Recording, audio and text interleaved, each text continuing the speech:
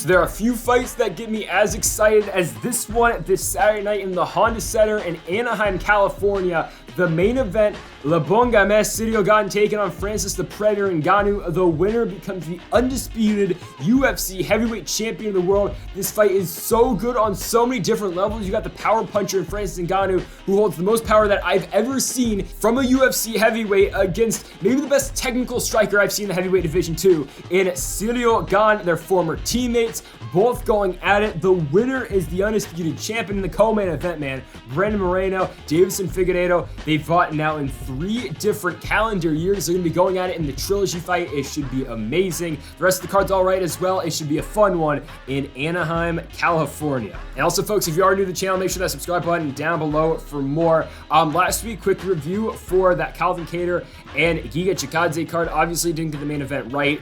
I mean, I don't think a lot of people picked Calvin Kattar to win. I'm happy Kattar won. He looked very good in that fight. We went 6-4.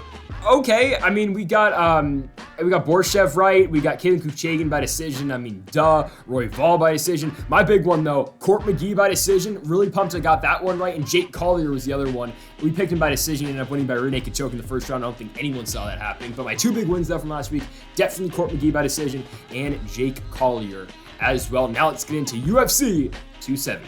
So an interesting first fight here. We've got Jack Della Maddalena making his UFC debut after winning on the Contender Series, and his opponent will be Pete Dead Game Rodriguez. And I'll be straight up with you, I haven't seen much of Pete Rodriguez. Now, I tried watching some of his fights. I don't believe the old Icon fights. Obviously, Rodriguez coming from Icon Fighting Federation. I don't believe they're on Fight Pass. Like, I couldn't find any. So I've only seen one fight of his. It was against Jose Luis Rios on Icon 6.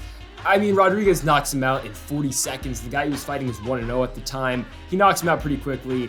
It's a good finish. Rodriguez catches him with the right and puts him away. But that's the thing with Pete Rodriguez. He's only had 4 fights so far. And what do I know about Pete Rodriguez? Really, the only thing is that he's got a crap ton of power. Like, that guy hits hard. And when he hits you, quote Jeremy Stevens, they don't effing move. That's what Pete Rodriguez brings to the table, but really he just hasn't had the experience. There was one of his amateur fights that he won on Rough MMA. He won it in the second round by TKO, but other than that, there's just not much film on this guy. He's 4-0 in his pro career, and he's taken on a guy here in Jack Della Maddalena, who just came off of winning on the Contender Series. Is a huge win by unanimous decision. Really showed his striking off in that fight. Like, very good out striking his opponent 108, 264. Now he's finally making his UFC debut. It was supposed to be against Warley Alves on this card, but Alves just withdrew, and now that's why Rodriguez is stepping in here. But Maddalena, though, outside the UFC, fighting in Eternal MMA, looks very good, racking up those KO finishes. I mean, again, it's just a matter of what Pete Rodriguez will we see in this one. I definitely see a pathway to victory for Rodriguez, but I think it only comes in the first round. I think Rodriguez is going to come out with the flurry in the first, trying to catch Maddalena, because what Jack Della Maddalena does very well too, though, is he strikes hard and he strikes early too, and he looks for the early knockouts as well. When you look at Maddalena's record, he's 10-2 right now, but his first 2 fights were losses back in 2016. He's on a 10-fight winning streak now, taking on a fighter with only 4 professional fights. Everything points to a Jack Della Maddalena victory here, unless Rodriguez catches him in the first round, especially taking this fight on short notice. I think Jack Della Maddalena should be able to win this one. I think he'll get it done in the second round by TKO. I just don't know much about Rodriguez. He's just unproven right now, and that's why we're going with Maddalena to win with the second round TKO. So our next fight was supposed to be on last week. It's, of course, Silvana Gomez Juarez taking on Vanessa Demopoulos. The prediction doesn't change at all. It's the same fight from last week, just rescheduled to this week in Anaheim, so we're going to roll that from last week. Tough fight to call here to start off the card. We have got Vanessa Demopoulos taking on Silvana Gomez Juarez. 2 fighters coming in for their second fight in the UFC. For Vanessa Demopoulos, her first fight was against JJ Aldridge. Took that fight on short notice, up a weight class. Or actually, she took that fight short notice, and she lost. Aldridge controlled the fight on the feet. Aldridge did land a takedown in that fight as well. Had 4 minutes of control in that fight, and JJ Aldridge won a pretty decisive unanimous decision. Aldridge, though, a pretty solid fighter, sort of in her own right. And for Gomez Juarez, got into the UFC, fighting Lupita Godinez. I mean, Lupi Godinez had a tremendous 2021, and Godinez beat Gomez Juarez by an armbar 4 minutes into the first round, and now Gomez Juarez gets Demopoulos. I think a lot was made out of Gomez Juarez coming into the UFC at 37 years of age, old for 115 pounder especially, but now she's going to get her second shot against the former Invicta world champion in Vanessa Demopoulos. You saw her on the Contender Series against Corey McKenna, where she did lose. You've seen her against Lupita Godinez as well. Took her all 5 rounds, lost a majority decision. It was a very close fight between Demopoulos and Gomez Juarez. I think this is going to be a good fight. I mean, you know where Demopoulos is good at. She is okay on the feet, but when she gets fights to the ground, she can have a lot of success. We did see it in her later fights in LFA, having some more success on the feet. Her last win in LFA, given I think she was like a minus 300 favorite. She did win by KO a minute into the fight, or 37 seconds into the fight, but then got the Aldridge fight. She did lose, but again, she was up a weight class, short notice. Not the worst loss, right? Not the worst loss. For Gomez Juarez, again, she lost her first fight to Godinez. Her ground game is not very good, and I think that's where Demopoulos got a lot of success in this fight. In that Godinez fight, I mean, the fight only lasted 4 minutes, and Godinez landed 5 takedowns. Not ideal. But Gomez Juarez's striking is good. The only thing about her is the competition she faced before the UFC was not the best. She had a fight in KSW against Ariane Lipski for the KSW Flyweight Championship. She was a plus 500 dog. She lost by unanimous decision to Lipski, and then she turned around, won 3 straight fights, one in Combate, one in Lux Fight League, and then one in UWC, winning 2 of those by TKO and winning 1 of those by decision. But again, you just don't know what you're going to get at Gomez Juarez, considering her only fight against real competition has been Godinez, where she got, taken down 5 times and submitted in 4 minutes, and then Lipski, who beat her by decision in a 5-round fight. She was a big underdog, but still, she lost that one. I think Gomez Juarez is going to have the advantage on the stand-up game, but I think on the ground it's going to be all Demopoulos. I think this should be a close one. It's hard to gauge where this fight's going to go. Odds are about even right now. Don't put your money on this fight. This is the biggest toss-up, honestly, of the card. I mean, one of them. This is a tough fight to call. It truly is. Ever so slightly, I'm going Demopoulos. I'm not confident at all. Like, first fight, I'm zero confidence on this pick.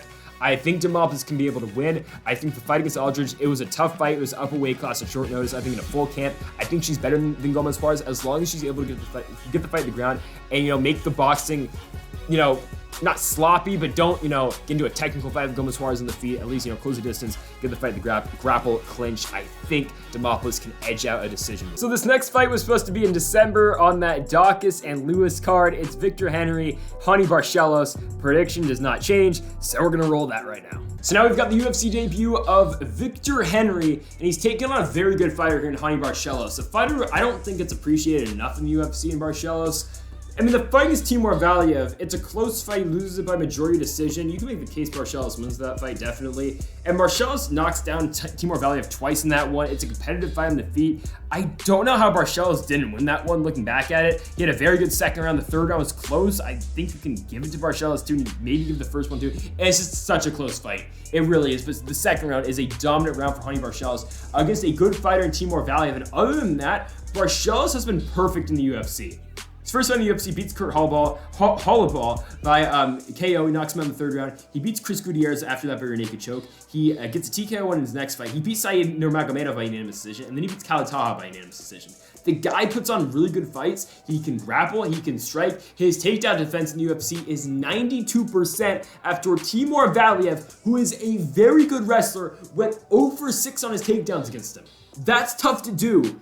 Fighting Timur Valiev, stuffing 6 takedowns out of him, and stuffing every single takedown that Timur Valiev does shoot. So that's tough to do. Victor Henry's got his work cut out for him in this fight. Now, what does Victor Henry do very well? He's fought in Rising before, he's fought in Pancrase, he's fought in a lot of different King of the Cage, a lot of different promotions in the past. What does he do very well? Well, a very well balanced fighter. Henry can strike, he can grapple, he can do it all.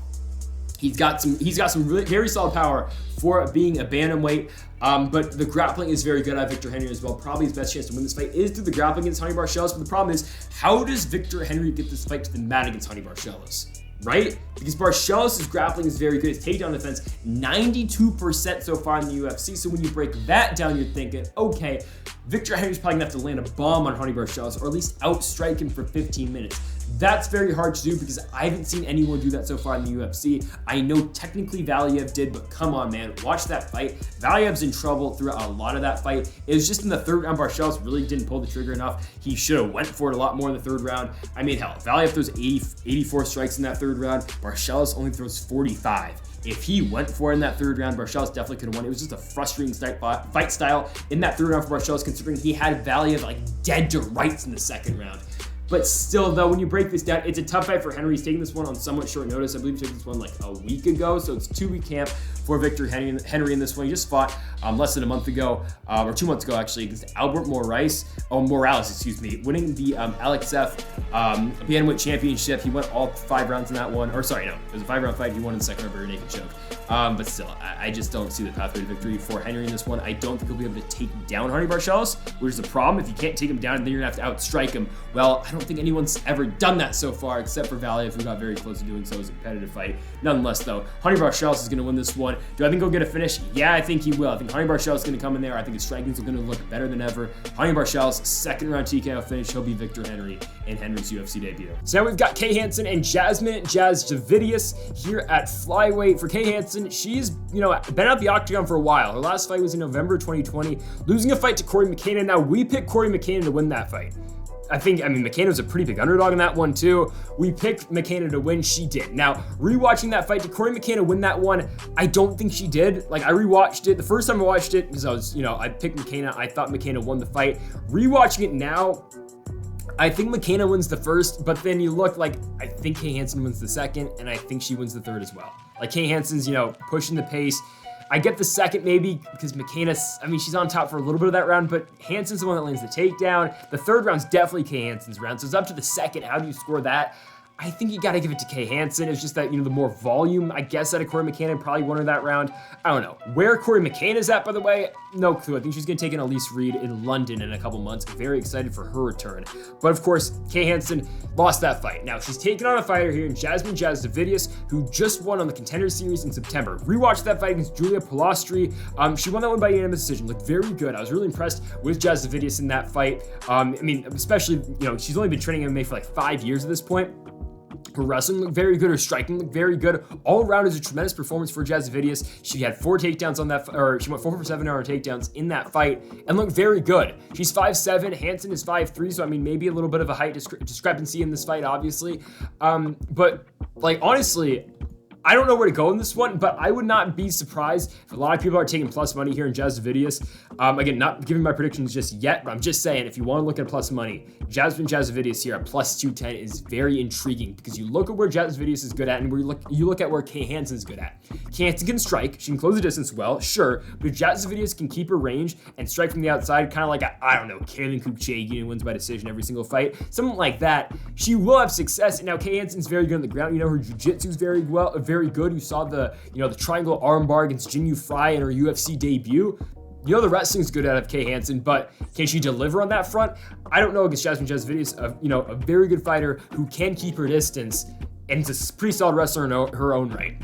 It's a tough fight to call, man. It really is. I'm very tempted to take Jasudavicius here, especially at plus 210 right now, but I think I still gotta take Kay Hansen. I just think all around Hansen is better on the ground. Yes, Jasudavicius looked good in her fight in the Contender Series, but you got to look at who she's fighting and who Kay Hansen's been fighting. Again, I think Jasudavicius is good, but she beat Julia Polastri, who is an okay fighter, but she has not fought since. She beat Ashley Dean in CFFC.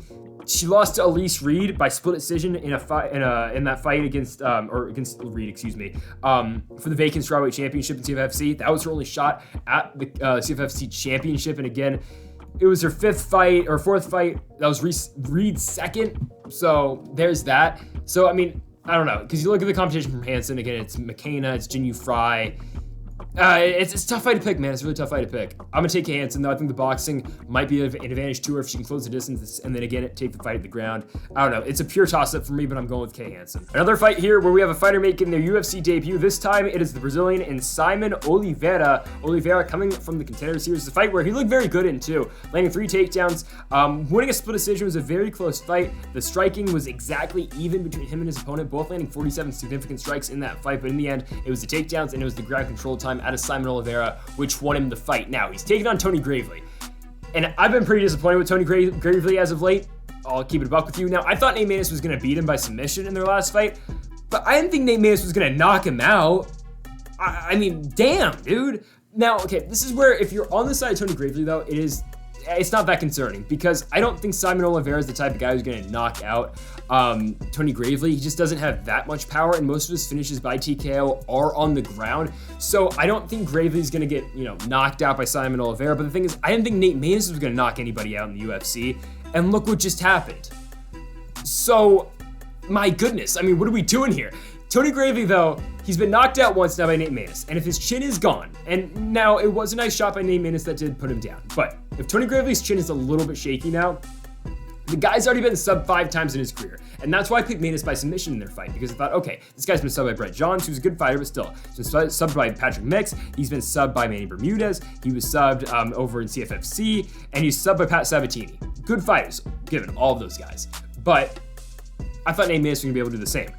Thing is, Simon Oliveira is a very good ground fighter. I mean, this guy, that's all he does. He's a very good jiu-jitsu practitioner. We're going to find out who the better grappler is in this fight. We are going to. And yes, Tony Gravely does have a nice offensive wrestling. You saw that in the Bergshak fight. He landed 4 takedowns and eventually finished him on the feet in the second round. He looked good, won a knockout of the night in that one. The Gerardo de Fritas fight, 7 takedowns. He got outstruck in that one, but it was the 7 takedowns out of Tony Gravely in the 10 minutes of control, which won him the fight. The Brett Johns fight, landed 5 takedowns. Johns landed 6. He ended up getting subbed late in that fight by rear naked choke in this first fight on the contender series, winning against Ray Rodriguez, 3 takedowns, 73 significant strikes. It was a good performance for Gravely. My thing is, though, when he takes on elite level grapplers and very good submission practitioners, Simon Oliveira is one of those guys. It's trouble for Tony Gravely. Now on the feet, I think Gravely's got the advantage, even though I just saw him get knocked out by Nate Maness of all people. Sure, but will Simon Oliveira be able to take this one down? I think there's a very good chance he'll be able to. I mean, Gravely, 50% takedown defense so far in the UFC. Now, most of those takedowns, except for I think 2, come from the Brett Johns fight. But still, though, if Simon Oliveira can get this one on the mat, I feel pretty good about Oliveira getting a finish on the ground just because of Gravely's past and his struggles getting submitted before in his career. Again, there's 5 of them, and they're good fighters. Johns, Bermudez, Sabatini. Marab got close in their fight of Ring of Combat, but he's just dominating them on the ground. But you get what I mean, right?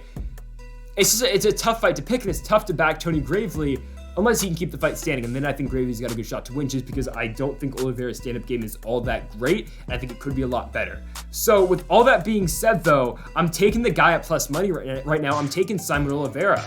I'm not big on Tony Gravely. I'm just not. I think Oliveira can get this fight to the ground, and if he does, even if he's on his back, I feel good about Oliveira working his transitions, somehow ending up on top, and eventually putting away Tony Gravely. So I like Simon Oliveira to come into the UFC, pick up a huge first victory in the promotion. I'm going to Simon Oliveira, 2nd round submission. I think it gets it done in his first outing in the Ultimate Proving Ground. So another fight here, UFC newcomer taking on a somewhat veteran here, Matt Frevola.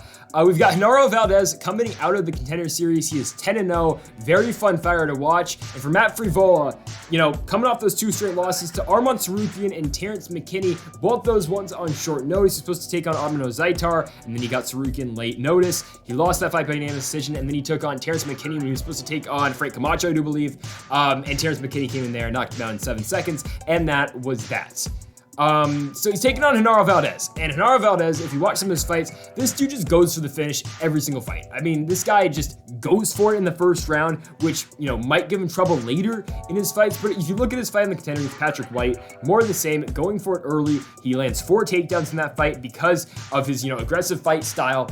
Coming in there, he gets a knockdown, eventually finishes White in the 2nd round, 40 seconds into that 2nd round. And he's going to bring it to Frevola. He will. The wrestling out of Valdez isn't tremendous. His offensive wrestling is okay. Defensive wrestling, not the greatest. So that's where I think Frevola could have an advantage in this one. But again, for Matt Frevola, though, comes in the UFC off a win on the Contender Series, then loses to Marco Polo Reyes by KO in the first round, has a draw against Leno Venata, decision win over Jalen Turner, decision win over Luis Pena, and then 2 straight losses to Tsarukyan and McKinney. I can see a world where Valdez does to Matt Frevola what happened in the McKinney fight, where it's really quick, or even like the Marco Polo Reyes fight, where it's real quick. Valdez comes there, storms Matt Frevola in the first round, and then knocks him out. How does Frevola avoid that? It's through the wrestling. I mean, it's that simple. I think this fight's pretty easy to call. Again, Valdez can land his takedowns of his own, but I don't think that's where he's going to be going, considering Frevola is a pretty solid guy on the ground. So this one I think is pretty simple to make out, really. It's either, do you think Frevola can get out of the first round and early 2nd round against Genaro Valdez, or can Genaro Valdez finish this fight super early? I'm talking 1st round, 2nd round knockout. Because Valdez is going to bring it. It's just a matter of, can Frevola withstand that early onslaught that Valdez is going to bring, like he couldn't in the Terrence McKinney fight and in the Marco Polo Reyes fight. Like, I feel like I've kind of seen this twice before. It's a guy coming to the UFC, like McKinney did. It was his first fight in the promotion, came in there, won in 7 seconds. For Marco Polo Reyes, he was around for a little bit before he took on Frevola, but that was Frevola's first fight. Frevola got knocked down in a minute. Can Valdez punch his ticket in the UFC or his first win in the UFC with a huge knockout? Because we've seen this outside the promotion in Lux, in Combate, and all these other various promotions. Valdez looked very good with his offensive striking, being on the attack, and that's what I'm going to take Valdez. I'm taking another guy here at plus money, plus 175 for Valdez. I took Simon Oliveira in the last one, so 2 UFC newcomers back-to-back. I was close to taking Jasudavicius, earlier, but we're going to go with Valdez. I think he's going to, really push the pressure and push the pace on Frevola early. He's going to storm in there, and I think he's going to get a knockout like literally under 2 minutes, because that's how much power Valdez has got, and that's how aggressive Valdez is in his fight. So Valdez is going to come in there. He is going to blitz Matt Frevola, and I think he's going to get a first-round knockout. And yet another fight where we've got their UFC fighter making their debut. It is Michael Morales coming straight off the Contender Series, only 22 years old, taking on Trevin Giles. And Giles' first ever fight at 170 pounds. Should make for a very interesting fight. Morales is undefeated, 12-0, had a very good victory in his fight on the Contender. Looked very good on the feet, looked very good on the ground as well. And that's the thing with Michael Morales. Very good striking out of him. He's 6 feet tall as a welterweight, and he's got very good offensive wrestling as well. But he's taking on a guy in Trevin Giles who, yes, did lose his last fight at middleweight, but it was against a guy, former KSW champion, a guy I think pretty highly of, Dricus Du Plessis, and Du Plessis knocked him out in the second round. It's not like I, predict second round knockout right on the money on that fight. Not like I did that or anything, but still, Du Plessis knocked out Trevin Giles. Giles looked all right in that fight until he got knocked down. Before that for Giles, beat Roman Dolidze. The fight where Dolidze got pretty gassed towards the end of that one, so Giles won it by decision. Beat Yvonne Lewis by KO in the third round before that. Beat James Krause on UFC 247. It was that card where Krause took the fight on literally like 10 hours notice. Did Trevin Giles win that one? He really didn't. James Krause beat him on the ground, I thought, but whatever. And then before that, for Giles, he lost. He got subbed by Gerald Mearshart. Fight where like 14 total strikes were landed in that fight. Lost to Zach Cummings before that. And yeah, it's pretty much been the run for Giles. He started his UFC run with 2 straight wins. But I mean, Michael Morales is a good fighter. He's a good fighter. You saw his fights before heading into the UFC and before the Contender Series as well. The guys he fought, now were they the best? No, they weren't. Like at 8-5, 6-5, 2-0, 2-3, 0-0, 1-2, and 0-0. Like those are the records of his opponents. But he is undefeated so far. The striking has looked very good. The offensive wrestling is good as well. Trevin Giles, though, very good defensive wrestler. 75% takedown defense so far in the UFC. He's able to land the takedowns in his own right as well. Do I think he's going to be shooting on Michael Morales? I think there's a chance, but I think we're going to see a striking match for the most part here, because honestly, Giles' strong suit isn't the wrestling. So I think you're going to see Morales and Giles striking for the most part. If anything, Morales is going to be the one trying to land the takedowns, but I don't think he will be able to, at least not a lot against Giles. So I think we're just going to see a striking fight here. And I don't know what Trevin Giles we're going to see at 170, considering he's been at 185 his entire career. So we're going to see a different Trevin Giles in this one. We'll see how much the weight cut does affect him in this one. But I mean, you know what Morales you're going to get. You're going to see very good striking out of Michael Morales. The kicks are very nice. He works the body very well with his body kicks, and then of course works the head as well too. Nice jab out of Michael Morales as well. He can keep distance with that. He's got a pretty long reach advantage in this fight. He'll have a 79. He's got 79-inch reach for Giles, 74-inch reach. So obviously a 5-inch reach advantage going to Michael Morales. I think that's going to be important for him. He's only 22 years old, but I'm going to take Michael Morales to win this fight. I'm going to. I think you're going to see a stand-up fight for the most part. I think you might see Morales, shooting in for a takedown every once in a while. But I think for the most part, you're going to see a striking fight. And I think it's a pure toss-up on the feet. I think that's how good of a fight this one is. And Trevin Giles is a good fighter in his own right. Like, don't get me wrong. This guy's beat Roman Dolidze. He's beat Yvonne Lewis. He's beat James Krause in a fight where did he really win it? No, but still, he's a good fighter. Trevin Giles is a good fighter, and I think the UFC's got very high expectations for Michael Morales coming into this fight. Dana White spoke very, very highly of him after signing him on the Contender Series, and I think Morales is going to come in here. I think he's going to pick up his first UFC win. I think you're going to see a very close fight. I'm going to go Michael Morales to beat Trevin Giles, who'll get it done by decision. One of the best jiu-jitsu practitioners in the UFC is back. It's Rodolfo Vieira, and he's taking on Wellington Turman. I think this is a somewhat tough fight for Vieira. I think it is. I don't think Turman's... Okay, normally I would say Turman's a walkover for some guys, but in a fight against Rodolfo Vieira, obviously, Rodolfo Vieira is going to have a better, he's got a better jiu-jitsu game than Wellington Turman's got, but I mean, that really goes for any fight Rodolfo Vieira fights in the UFC. My thing is, how does Rodolfo Vieira get this fight on the ground? Because that's where he has struggled. It's landing the takedown. Yeah, he did it 3 times against Dustin Stoltzfus and eventually finished him in the third round. It was a fight where he was dominating from pillar to post, but still, I mean, that's been the trouble with Rodolfo Vieira. He lost to Fluffy Hernandez back in February of 2021. He got tired towards the end of the fight. Yeah, he did keep landing takedowns, but then he ran out of gas, and Anthony Hernandez almost knocked him out. And then, oh, by the way, subbed him with the guillotine. Who would have thought? But what we saw in the Rodolfo Vieira fight with Jasudavicius is the fight that we needed to see. He went to the third round. He got a finish in the third round, and he looked very good throughout that entire fight. It was the Rodolfo Vieira we needed to see. Now, is Wellington Turman a good UFC fighter? He's not. He's not. He's really not a UFC caliber fighter, at least I don't think so. He doesn't really got a chin anymore, and he barely beat Sam Alvey, who shouldn't really be in the UFC either, who apparently is going to fight Phil Hawes. What are we doing there? But Turman, though, something that he does do well, he's not a very good offensive wrestler. His striking's not the best since he gets knocked out a lot. But what he does do pretty well is defend takedowns. He has never been taken down so far in the UFC. Does anyone really shoot takedowns on him? That's the thing. I mean, Marcus Perez shot one on him. Andrew Sanchez, I think, shot one on him, if I'm not mistaken. But, I mean, he knocked him down a million times, so it didn't really matter. Bruno Silva tried 2. Wellington Turman tried to take him down 10 times. He was unsuccessful every single time. Sam Alvey never tried to take him down. Yeah, I mean, maybe we're, this is the Wonder Boy effect. We're hyping up Turman's ground game too much, or his defensive wrestling too much. Yeah, looking at all this, no, Rodolfo Vieira is going to come in here. He's going to submit Wellington Turman. He's probably going to get it done in the second round. I just don't think Turman can keep up on the ground with Vieira on the feet. I don't think Turman is the point where he's gonna put Rodolfo Vieira in too much danger on the feet. I just don't think that's going to be the case, because where Vieira can struggle a lot is where guys who have, kind of like Mackenzie Dern, honestly, guys who have very good takedown defense, this is not the way you beat Mackenzie Dern. Good takedown defense, and your striking's very good. Like Marina Rodriguez, basically, from Mackenzie Dern. Wellington Turman is not that guy for Rodolfo Vieira. Rodolfo Vieira is probably going to eventually, he'll land a takedown, he'll work the clinch, he'll take his back, he'll bring him to the ground. Because I don't think Rodolfo Vieira is going to be too concerned with the power out of Wellington Turman, because there's not much power out of Wellington Turman, to the point where he's going to walk into a big shot from Turman, looking to take this fight to the ground, looking to engage in a grappling situation. I just don't think that's going to happen. So I think Rodolfo Vieira is going to have, I wouldn't say free reign in this fight, but I think he should be very successful at getting this one to the ground. And once this fight gets to the ground, Rodolfo Vieira is the better grappler between him and Wellington Turman, and Rodolfo Vieira is going to win the fight.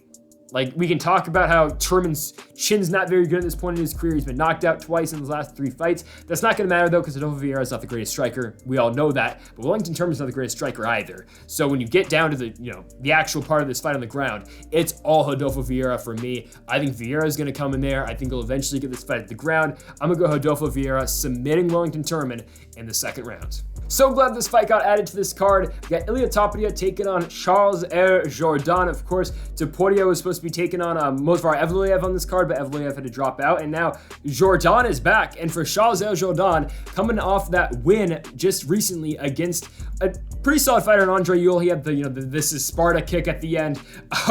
Winning the fight by unanimous decision was a good win for Charles Jourdain, outstriking Ewell 137-56 on the feet. And it was the win Charles Jourdain needed, coming off the loss to Julian Erosa. It was a fight where, Jourdain was having some success in the feet, but eventually Juicy J got the fight to the ground and subbed him. And oh, by the way, Juicy J was probably beating him on the feet as well.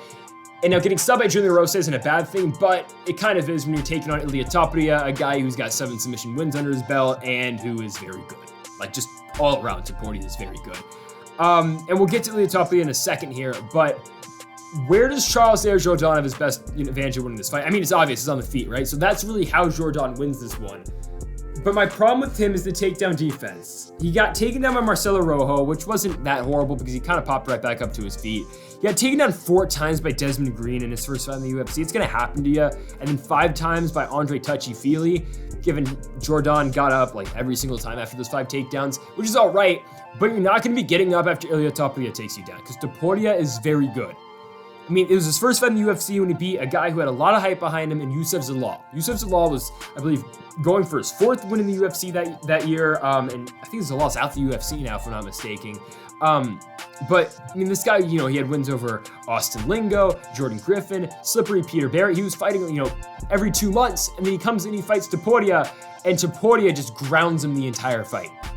It was Topuria's first fight in the UFC. It was a tough matchup for Youssef Zalal, and Topuria just goes in there, lands 5 takedowns, has control for about 9 minutes, and just wins the fight that way. Youssef Zalal just couldn't get going in that fight. So what does Topuria do after that? His second fight in the UFC. He thinks, okay, you got everyone thinking he's just a grappler. No, comes in that fight, he knocks out Damon Jackson, a guy who's pretty solid, but still Topuria does what he needed to do, knocking out Damon Jackson in the first round. So then his third fight in the UFC, it's Ryan Hall. I picked Ryan Hall.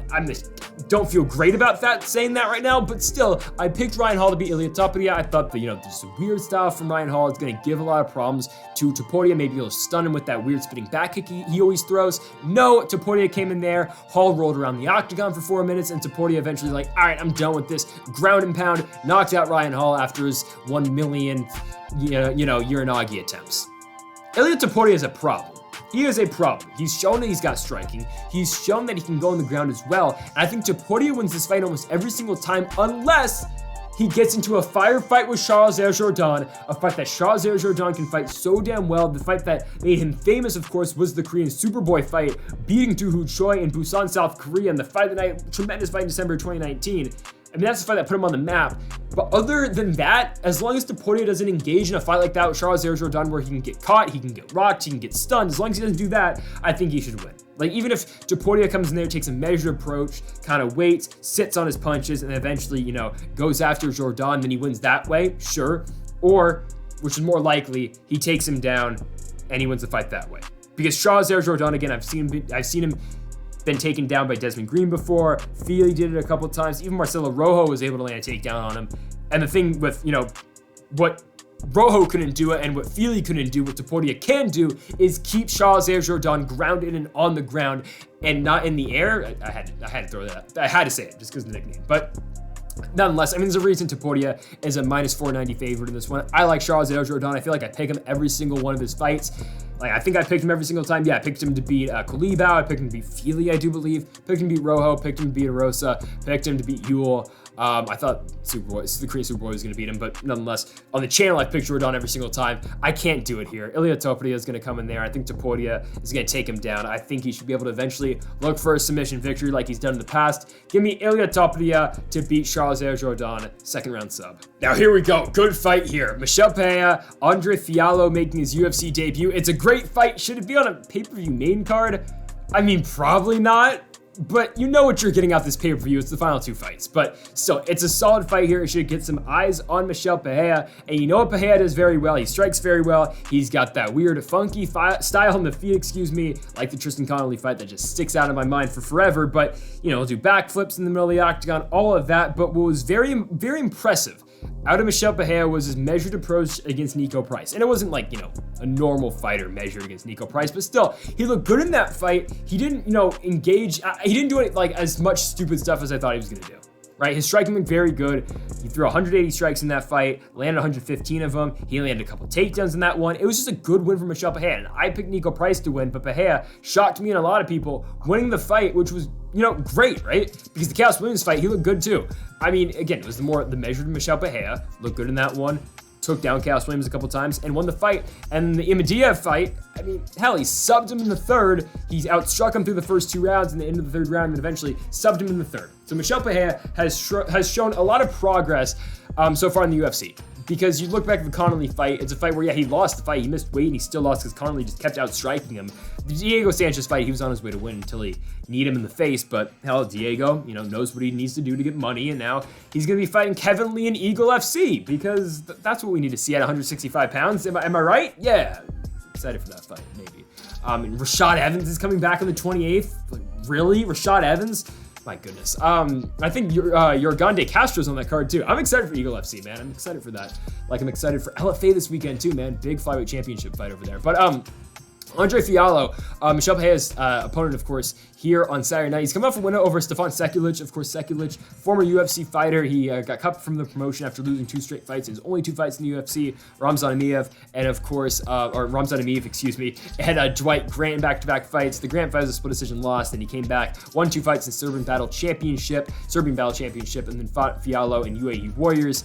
Ended up losing the fight. Fialho, of course, winning by KO in the first round before my guy, Ali Al-Casey, Casey won the featherweight championship in the co-main event as well, winning by unanimous decision. Again, keep an eye out on Aliel Casey, man. That guy should be back in the UFC, I think, very soon. At least I would think. I don't know. He's fighting pretty well, though, back in UAE Warriors. The royal fighter, of course, in Aliel Casey. But Fialho, we saw him in the James Vick fight as well. It was James Vick's final fight in MMA. And it was just kind of what you thought of James Vick, like, at this point in his career. I mean, yeah, we thought we were going to get more, a Vick that was going to, be more technical in there, not get knocked down in the first round. That's what happened. He got knocked down in the first round. The second round, excuse me. He made it to a second round, but Fialho looked good in that one. And he was coming off a loss in LFA where he lost by decision to Antonio Dos Santos. His fight there, he was a pretty heavy favorite in that, and he lost. And that was before he was, he was fighting Bellator. He had that little run to PFL where he lost to Chris Curtis one fight. Fialho's not bad. Fialho's not a bad fighter. He's got very good striking, like you saw in the James Vick fight, and like in the Sekulic fight, he lands a nice elbow and then finishes him as well. He beat Song Hoon Yo, by KO in the first round in their fight in the summer of 2021 as well. Fialho's got a lot of power. Michel Pereira's got a lot of power, but I think we might see Pereira try and take this one to the mat, just because I think that's where he might be better than Fialho at. Like you saw Chris Curtis have a lot of success on the ground against Fialho in their fight in PFL in 2019, so I think that's where we might see a lot of Michel Pereira doing his most damage in this one. But if Fialho is going to win this fight, I think it's going to be by an early finish. I think that's where he's going to have his best advantage in winning this one. Pereira, it will always be there to be hit. That's just how Michel Pereira fights. He will be in your face, and you can tag him. You can definitely tag Michel Pereira. But there's a world Michel Pereira, fights this more patient fight, takes down Andre Fialho, works his striking too, but still gets the takedowns. And I think that's what we're going to get at Michel Pereira. We're going to see some striking, but some ground game as well out of Pereira. I think Michel Pereira is just going to do enough. He'll avoid the onslaught in the first round that Andre Fialho might bring, the blitzing and, the heavy pressure that Fialho might bring in the first round. If he avoids that, I think Pereira will be able to drag this one out later in the fight. Maybe get a finish late in the fight, but I'm going to go decision win for Michel Pereira. I like him to win this fight, beating Fialho in Fialho's first fight in the UFC. So I think this fight's pretty simple to break down. I really think it is. Cody Stamann, Said Nurmagomedov. It all comes down to this: can Said Nurmagomedov stop the takedowns of Cody Stamann? Because I feel like that's always the question in all Cody Stamann fights, right? Because as long as Stamann can land the takedowns, usually he can win the fight. And I think the exception to that might be the Merab fight, because Merab's so good of a wrestler in his own right, and Merab, was willing to stand with Cody Stamann because, he didn't really want to test the ground game as much, and it was just a weird fight, but Merab outstruck Cody Stamann in the fight and looked good. But in the most Cody Stamann fights, it's really, can his opponent stop the takedowns, or if his opponent gets taken down, can they get back up? Like the Brian Kelleher fight's a good example, right? Kelleher just looked good in his last fight, beating Kevin Kroom. All right, cool. Picked that one right. Even though I thought Kakhramonov was going to be in the original fight. But anyway, back to Brian Kelleher versus Cody Stamann. What did Cody Stamann do very well? He took him down, as every Cody Stamann fight. Every fight that Cody Stamann wins, he'll take him down. Now, he had the most control in that fight because Kelleher wasn't really willing to engage that much in the striking, so then Cody Stamann took advantage. It all stems from the wrestling out of Cody Stamann. The Song Yadong fight. Now, should have Cody Stamann won that fight? Probably. It was a draw, and Song Yadong got away with at least a draw in that fight, but Stamann again used the wrestling well, landed 5 takedowns. That's how he should have won the fight. The Aljo fight took down Aljamain Sterling, and that's usually the problem. People don't take down Aljamain Sterling because that's how good on the ground he is. Aljamain Sterling eventually submitted Cody Stamann in the second round. The Brian Caraway fight was a Cody Stamann striking performance to the good, because Brian Caraway in that fight, get this, went 1 for 23 on his takedown. So that's why Cody Stamann's takedown defense number is highly inflated because of the Brian Caraway fight. The Tom Descoy fight, he took down Tom 4 times in that one, had about 3 minutes of control, and then the Terrion Ware fight, 8 takedowns to make his way into the UFC at UFC 213. Romero versus Whitaker.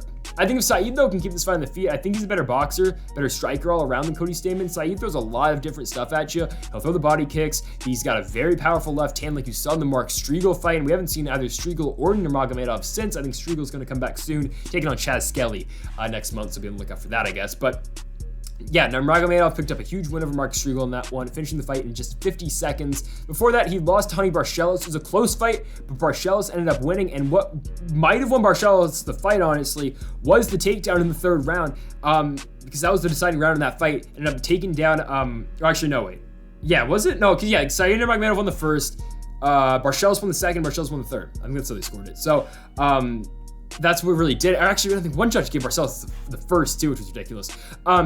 But that's eventually what did it for Barcelos in the third, was the takedown against Said Nurmagomedov. If Nurmagomedov can stuff takedowns from Stamann, that could do it for him, obviously, in this fight, right? Because he keeps the fight standing, and I think on the feet, Nurmagomedov's a better striker than Stamann, just because the way he works the body, just the way he kicks. The kickboxing at Nurmagomedov is very good, very unlike other guys with the Nurmagomedov name. It's that simple. Saeed is one of the exceptions to the Dagestan fight team, really, who's, all those guys up there are very wrestling heavy. No, Nurmagomedov's one of those guys who will stand there, he will strike with you, like, you saw in the Ricardo Ramos fight too, finishing him with I think was it spinning back kick? Yeah, spinning back kick in the first round, finishing Ricardo Ramos. He beat Justice Scoggins before that. It was a close fight that he barely won, but still, on the record, he won that fight. I just find it weird though, Nurmagomedov's coming off of the win over Striegel was the first fight on the Zombie Brian Ortega card, it's the undercard on the prelims. That was the first fight in the prelims. He's going from that to pay-per-view main card, and by the way, the one guy he's lost to in his UFC run so far is Honey Barcelos, and Barcelos is like the fourth fight against Victor Henry. I mean, I'm cool with it, because I like Saeed Nurmagomedov. I think this guy can be very good, but it's just weird the positioning on this one. But obviously, they think pretty highly of this guy if they're giving him Cody Stamann, a guy who's been in and out of the top 15 for a very long time and who just fight Merab Dvalishvili, and before that, Jimmy Rivera. The guy in Cody Stamann has taken on very good opponents, but in this fight against Saeed Nurmagomedov, I don't think he's going to be able to take down Nurmagomedov. And if he can't take down Nurmagomedov, I like Saeed on the feet against Cody Stamann, so I'm going to take Saeed Nurmagomedov to beat Cody Stamann in this fight. How he gets it done, I'm not exactly sure, because Stamann does have a pretty solid chin on him.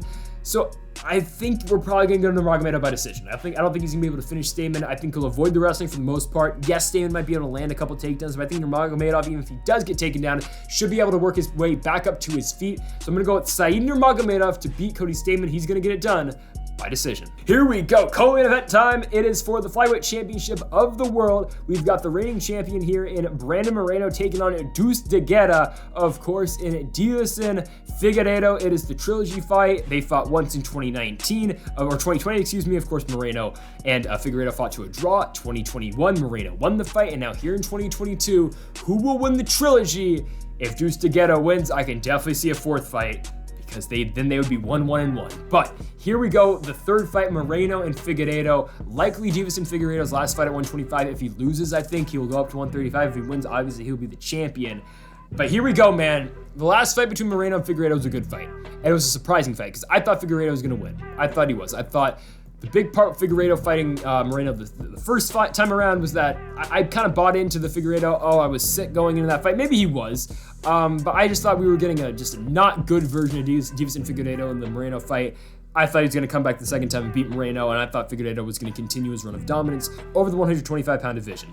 Now, if we saw anything in the Moreno fight with Figueiredo the second time, is that Figueiredo can be beat. He's not one of these invincible champions that I thought he was going to be after he beat Joseph Benavidez and after he beat Alex Perez. He's not that guy, and I don't think Moreno is completely unbeatable either. Like, I mean, because hell, if it was not for the point deduction in the Figueiredo-Moreno 1 fight, Figueiredo wins that one, right? So I don't think Moreno is totally unbeatable either. I just think these are two very good fighters at the top of the weight class right now who can be beat, and that's what makes this fight so special, because I can see a pathway to victory for both these guys, because arguably both guys have already won this fight before. So you look at the first fight, again, it's a very close fight. I mean, razor-thin finish, just to the decision. Figueiredo wins it. I think one judge gave Moreno the fifth, which was weird because Moreno broke his arm in the fifth round, or, I don't know if it's broken, but he effed up his arm. Still, though, one judge gave him the fifth, probably Chris Lee. It was a close fight, but it's a draw. In the second fight, Brandon Moreno pushes a pace that I didn't think he was going to try to push. I didn't think he was going to be the aggressor against Figueiredo, because a lot of guys, when they fight Divas and Figueiredo, they're waiting for him to come to them, waiting for him to pick his shots, and that's how Figueiredo is so good, because he's such a good striker at 125, and because he's got more power than anyone's got at 125. The thing is, Brandon Moreno shocked Divas and Figueiredo with his power in their fight in Arizona at UFC 263. No one thought Brandon Moreno was going to come in there and knock down Divas and Figueiredo, but that's what he did. He took advantage. Maybe it was the weight cut from Figueiredo, because I know it is tough for that guy to get down, drop 40, 35 pounds to get down to 125. And Moreno took advantage. He knocked him down eventually, got him on the ground in the third round, subbed him with a rear naked choke, and won the world championship, something that I didn't think he was going to do. But that's how good Brandon Moreno is. His striking is good, the wrestling is good, the grappling is good. But don't take away anything from Divas and Figueiredo coming to this fight. Please don't forget the same guy who beat Joseph Benavidez twice, who beat Alex Perez in really quick fashion, subbing him with the guillotine. And don't forget the same guy who arguably beat Brandon Moreno in their first fight. So Divas and Figueiredo is a problem. He's still got the power, even though Moreno's a very tough guy to crack. I mean, he is. Brandon Moreno, I don't think's been knocked down so far in his UFC run. I think, oh, actually, no, Ryan Benoit did it, didn't he? Okay, I'm gonna forget about that. But still, Moreno's a tough guy to hit. He's a very tough guy to hit. His head movement's very good. Moreno's boxing has gotten so much better as of late. But Figueiredo's still got all that power. Moreno still got the wrestling. Figueiredo still got the jiu-jitsu. Still got that very nice guillotine that he's, I think one of the best squeezes in MMA is Deiveson Figueiredo's guillotine. Now, I just want to emphasize this real quick, and I don't think it's being talked about enough. I think Henry Cejudo's gonna make a huge difference in this fight. Deiveson Figueiredo training with Henry Cejudo, I think is a big deal.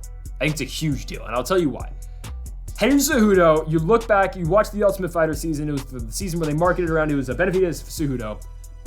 But they marketed around the winner of this Ultimate Fighter season is going to fight Demetrius Johnson for the 125-pound championship. Now, the winner of that doesn't really matter. It was Tim Elliott. Okay, cool, right? Tim Elliott won the season. Brandon Moreno was the first fight, or one of the first fights on that season. I think he might have been the first one. But he's taken on Alexandre Pantoja. And they did the thing where, you pick your fighter, and then, so like, for example, Pantoja was the 1 seed. So Cejudo had the first pick, he took Pantoja.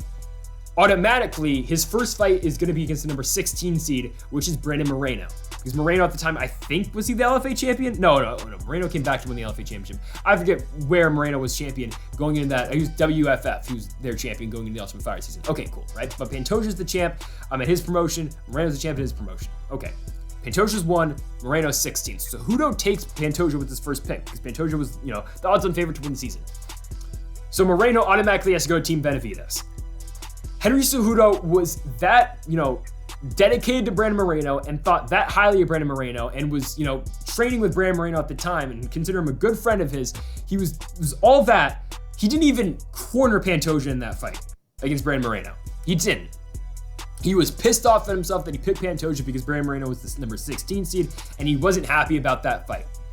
So Henry Cejudo now is going to be officially coaching against Brandon Moreno because he's training Deiveson Figueiredo to fight this fight. So the Deiveson Figueiredo's takedown defense is going to be at an all-time high going to this point. Because if anyone can teach defensive wrestling, it's Henry Cejudo, right?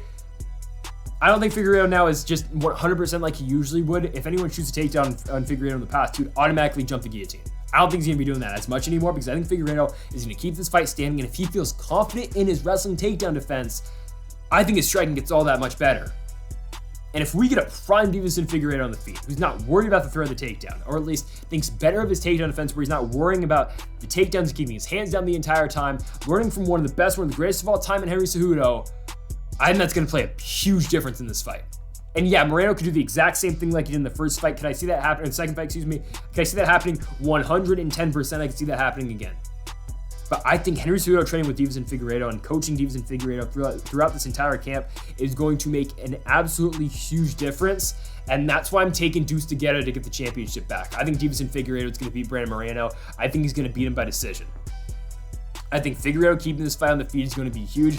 I think towards the later stages of this fight, Deiveson Figueiredo is going to be able to piece up Brandon Moreno, and I think he's going to have so much success on the feet where Deiveson Figueiredo is going to win this fight 4 rounds to 1. I think Moreno gets the first, Figueiredo gets the next 4, and then Deiveson Figueiredo recaptures and gets the world championship back. And I think it's, I truly think it's going to be because of Henry Cejudo. I think that's how big of a difference I think Cejudo makes in this fight. I don't think it's being talked about enough. But I'm picking Deuce to win the championship back. Maybe we'll see a 4th fight. I doubt it. I think we'll likely go to the winner of Askar Askarov and, of course, Kai Kara-France, or maybe just goes to Alexandre Pantoja. Maybe that happens. But I think Moreno, fight away, of course, from getting back to the championship fight. But I think Deiveson Figueiredo is going to win the championship. Again, I think he's going to beat Moreno by decision. I think a lot of people are overlooking Figueiredo in this fight. I've picked Figueiredo all 3 times now in this trilogy. Of course, we're going to pick him this one last time. Give me Figueiredo to recapture the gold by decision. Best heavyweight fight of all time? Maybe it is. Like, truly. This fight is that good. Francis Ngannou, Ciryl Gane for the world championship. My goodness, it does not get any better than this. The power puncher in Francis Ngannou. No one's ever possessed the amount of power this man has. He's got as much power as a Ford Escort going as fast as it can. Taking on Ciryl Gane, a guy who moves like a damn middleweight in the octagon. The guy hasn't lost a round in the UFC, or just in his career. That's how good Ciryl Gane is. And it's not like he's taking on tomatoes. No, he's fighting Derek Lewis, Alexander Volkov, Biggie Boy, JDS, Tanner Bozer. He's taking on good fighters. And Francis Ngannou's been knocking out cold the best fighters in the world. Stipe Miocic, Jairzinho Rosenstruik, Júlio dos Santos, Cain Velasquez, Curtis Blades, Alistair Overeem, Andrei Arlovski. These two guys have fought the best of the best. They've used to train together, of course, at the MMA factory over there in Paris, France. Fernand Lopez, the head coach. Of course, Ngannou left for Las Vegas to Extreme Couture, and he's looked very good with them as well. The Francis Ngannou we saw in the Stipe Miocic fight. When I was watching that fight, I picked Stipe Miocic, and as soon as like the first minute of that fight went by, I was like, holy damn. Because Francis Ngannou looks so good in that fight. Because I know Francis Ngannou going to Stipe Miocic fight. In the first Stipe fight, he threw some head kicks, sure. There was kind of wild shots that Ngannou was just throwing out there just to get a look. He's throwing serious head kicks now. And it wasn't because I remember going into that fight with Miocic and Ngannou saying, okay, well, I think Ngannou's going to try his damn windmill formula like he did in the Rosenstruik fight. And if he does that, Miocic, all right, double legs for days. I thought Miocic was just going to ragdoll him probably for 5 rounds. Didn't happen. That was the most measured approach we've seen out of Francis Ngannou. It was the best Francis Ngannou I've ever seen. Because even the JDS fight, he kind of swung kind of wild in that one. The Cain fight, he just kind of went for it. The Curtis Blades fight, he just went for it. No, the Stipe fight, he went into the second round and he was cautious. He was patient in that fight. He was patient. And that's a fight, though. If he fights like that against Ciryl Gane, though, I think that's trouble. Because Ciryl Gane is the most technical heavyweight I've ever seen. The way this man uses his kicks, the way this man strikes, the way this man is in and out, like the Derek Lewis fight. If you fight patient against Ciryl Gane, this guy knows how to pick you apart. So I think in this certain circumstance, I think it would be best for Francis Ngannou to go for it in the first round. Obviously, I'm not an MMA coach. I'm not Eric Nixick. I'm not the one preparing this fight for Francis Ngannou. But man, if I'm Francis Ngannou, that's what I'm doing. Because I don't think he can fight this measured approach against Ciryl Gane, because Ciryl Gane is that smart in there. He knows when to pick his shots. He knows when to kick to the body. He knows when to kick out the legs. He knows when to, use his side kicks, work to the top. I think that's just a tough fight for Ngannou if he really fights measured and he, is relaxed in there. Obviously, you want to be relaxed, but if he does the windmill strategy like he did against Biggie Boy, I think that's how he has his best chance of winning this fight if he catches Gane in the first round. Because I think if Gane gets out the first round, I think he wins the fight. Big if, though. Because Francis Ngannou is the toughest guy to go 5 rounds with in an octagon. It's that simple. I mean, he beat Biggie Boy in 20 seconds, JDS in 71 seconds, Velasquez in 26, Blades in 45, Overeem in 1:42. Let's disregard the Derek Lewis fight and disregard the first Stipe fight. Well, the first Stipe fight actually is meaningful. We'll disregard the Derek Lewis fight just because Ciryl Gane's not going to be the guy like Derek Lewis, just going to kind of stand there and not bring any action. No, it's just not going to happen. So we can talk about the Stipe fight. I don't think it's as relevant now because Ngannou's looked so good since and because he already beat Stipe a second time. But, I mean, you can bring up how many times he's taken down in that fight. Stipe landed, 9 takedowns in that one? He kept taking down Ngannou in that one. I'll check the exact stat. It was 6, excuse me. I bring it up every time Ciryl Gane fights. He's got a ground game. He can go in there. He can land takedowns of his own right. You saw that in the Dontel Mays fight. You saw that some in the Biggie Boy fight. He can do it if he has to. Will he, though, against Ngannou? I don't think he's going to. I think Gane, training with Ngannou before, of course, at MMA Factory, I think he's going to strike with him. And I think he's going to try to outstrike him. I think he's going to try to outclass him. And if Ciryl Gane gets out the first round, I think he wins the fight. I just think that's how good this guy is. The Derek Lewis fight won me over with Ciryl Gane. The Alexander Volkov fight looked very good in that one. 50-45 on all 3 scorecards in that. And what Ciryl Gane has also shown is that he can take a punch. Like the Biggie Boy fight, he didn't get much out of Biggie Boy. The Volkov fight, Volkov hit him with some shots, man. And Ciryl Gane ate him and kept going. He took 115 significant strikes at Alexander Volkov, which is tough to keep doing, but he stayed in there and he kept beating his ass. He won all 5 rounds in that fight. Derek Lewis didn't just do much, but that's because how good Ciryl Gane is. Because you saw Derek Lewis just go in there and knock out a very good prospect in Chris Daukaus, a guy I thought Daukaus was going to beat Lewis. It didn't happen. But Ciryl Gane neutralized the offense of Derek Lewis that much, kicked the living hell out of his body, worked the hell out the legs, and ended up winning the fight that way. 98-16 was the significant strike ratio in that fight for Ciryl Gane. If he can do that against Francis Ngannou, he's obviously going to win the fight. So I think if Ngannou doesn't get Gane out in the first round, I think he loses. Just that's how good Ciryl Gane is. But it's so tough to get out the first round with Francis Ngannou because of all the power he does have. And now, maybe Ngannou would win a measured approach if he fights a measured approach against Ciryl Gane. Maybe he does win that fight. I just don't think he does, though, because I just think that's how smart Gane is, and that's how much of a technical striker is that Gane is, and you know how much he picks his shots. I just don't think Ngannou wins a patient fight against Ciryl Gane. I think Ngannou's got to go for it. I truly think that he's got to go for it.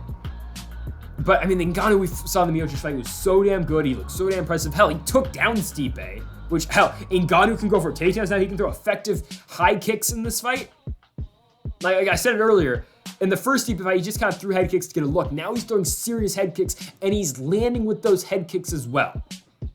One more thing out of Francis Ngannou before I make my official prediction. Look at the Stipe fight, the second one, where he's about to finish Stipe Miocic. He has him rocked. He had it back against the fence. Stipe kind of backs up, throws a huge right hand. It's a right hand that will knock out almost every single man in this weight class. I mean, really, Stipe's got that much power. It's the same kind of shot that he hit against Verdum, even though it's just more like extended punch. The Verdum punch was kind of short. He's backing up. Same thing, though. He was backing up. He hit Ngannou with the huge shot. Ngannou backs up. He stays in the fight. Big right hand, puts down Stipe Miocic. Knocks him out cold. If Francis Ngannou gets Ciryl Gane rocked, he's got to be careful, though. Because Ciryl Gane is so good at, like, if Ciryl Gane's going to hit you and he's going to move. That's like the entire Derek Lewis, that was the entire philosophy of the Derek Lewis fight. He hits you, he moves. He hits you, he gets out the way. If Ciryl Gane does get hurt by Francis Ngannou, and Ngannou chases him like that, Gane's gonna hit him with the big shot, and he's gonna cover up after he hits you with that big shot. He's not gonna stand there like Stipe does. And trust me, I'm the biggest Stipe fan you're gonna find, and I think Stipe Miocic has a very good chance of winning the heavyweight championship one more time in his career. I truly think he does. And if Francis Ngannou wins this fight and leaves UFC, then he's fighting John Jones for the championship. Is Stipe. That's a whole other conversation we can have in a little bit. But if Francis Ngannou leaves himself open to Ciryl Gane, Gane will hit him with that big shot, and Ciryl Gane will move and he'll be out the way, and he won't get hit with the big power shot that Francis Ngannou is going to throw at him. But there's some fights where you just can't get out the way of Francis Ngannou strikes. Be it the Jairzinho Rouzan strike fight, not a lot of guys are getting out of that. I mean, maybe a circle, and that's probably what Ciryl Gane would do if Ngannou just gives him that approach, or maybe he clinches them, looks to try to engage in a takedown. Maybe that's what he would do. You just don't know, though. You just don't know. It's such a fascinating fight. It's truly one of the best fights of the year for me, until Colby versus Masvidal. Very hyped for that fight, but I don't know where to go here, man. I don't know where to go, but I'm taking Ciryl Gane. Yeah, I'm taking Nurmagomedov. I'm taking Ciryl Gane.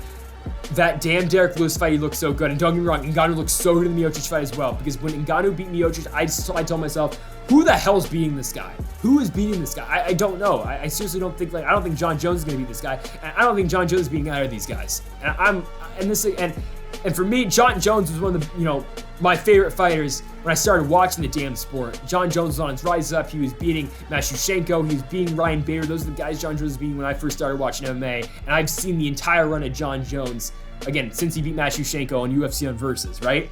So I've seen all that. But I still think John Jones loses to both these guys. And if John Jones fights either of these guys, I'll give you my full-on breakdown with that, right? But in this fight between Ngannou and Gane, I've got Ciryl Gane to beat Francis Ngannou. And I think he's going to win every single round. Because if you're picking Gane, that's what you got to pick, right? It's either Gane by late round stoppage or he wins by decision. Now, if Francis Ngannou wins this fight, it's going to be by early knockout. Because Ngannou's not winning decision against Ciryl Gane. Francis Ngannou's got 2 rounds to win this fight. It's the first and second round. After that, Gane's going to take over. So that's why I feel confident in picking Ciryl Gane to win by decision. As long as he can get out the first and second rounds, 3, 4, and 5 should be all Ciryl Gane, because you know his gas tank's better than Ngannou. You've seen him go 5 rounds. Have we seen Ngannou go 5 rounds? No, we haven't. The only time we saw him go 5 rounds is when he was getting out-wrestled by Stipe Miocic and he was on the brink of just pure exhaustion. If Ciryl Gane can go in there, just at least just get out the first 2, making Ngannou tired, work the body in the first 2 rounds, I think Ciryl Gane's going to have him in the last 3 rounds, and I think that's how Ciryl Gane wins this fight. I think he's going to win 2, 3, 4, and 5, and hell, I think he'll win the first round too, though. Because again, if I'm picking Gane, I think he's going to win that first round. I don't think he's going to get caught with the big power shot. I think he's going to outstrike Ngannou in the first round. So I'm picking Ciryl Gane to win every single round in this fight. I don't think Ciryl Gane still loses the round in the UFC. He beats Francis Ngannou 50-45, and new world champion Le Bon Gamin Ciryl Gane wins the UFC Heavyweight Championship. There's a reason this guy's favored over the scariest dude at 265 ever. There's a reason. People are that big on Ciryl Gane. I am too. I think he goes out there and he outstrikes Francis Ngannou. I think Ciryl Gane wins the championship. Now, if Ciryl Gane wins the title, the fight that is most likely next is Jon Jones. If it's not Jon Jones because we're still waiting on Jon and maybe Jon's not coming back to the fall, then it's Stipe Miocic. That's an intriguing fight. We'll talk about the fight if we get there, right? I think that's what's next for Gane, if he wins.